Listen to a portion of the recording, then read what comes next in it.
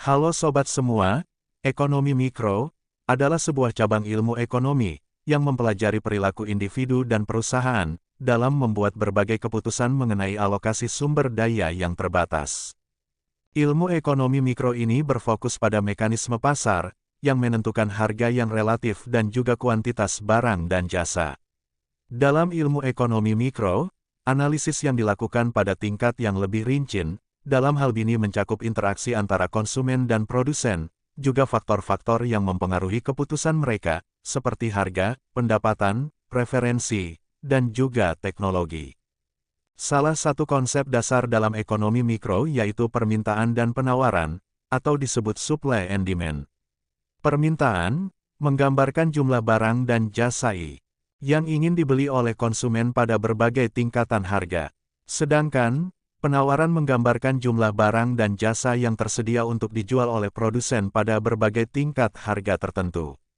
Interaksi antara pihak permintaan dan pihak penawaran ini akan menentukan harga pasar dan juga kuantitas yang akan diperdagangkan.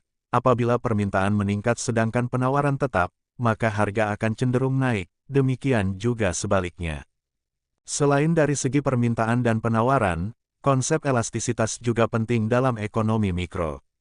Elastisitas dari harga permintaan akan mengukur seberapa responsif jumlah barang yang diminta terhadap perubahan suatu harga. Apabila permintaan elastis, maka perubahan kecil dalam harga akan menyebabkan perubahan yang besar dalam jumlah yang diminta. Sebaliknya, apabila permintaan inelastis, maka perubahan harga akan berdampak kecil pada jumlah yang diminta.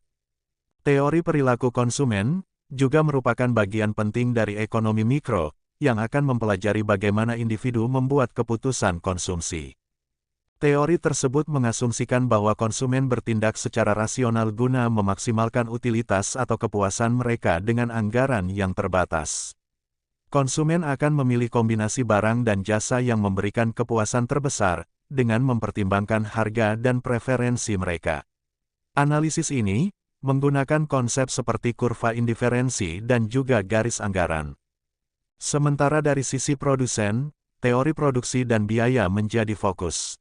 Teori ini mengeksplorasi bagaimana sebuah perusahaan produksi memutuskan berapa banyak produk yang akan diproduksi dan sumber daya apa yang akan mereka gunakan. Perusahaan akan berusaha memaksimalkan laba dengan memilih kombinasi input yang paling efisien. Dalam jangka pendek, perusahaan akan menghadapi biaya tetap dan variabel, sedangkan dalam jangka panjang, semua biaya akan dapat berubah.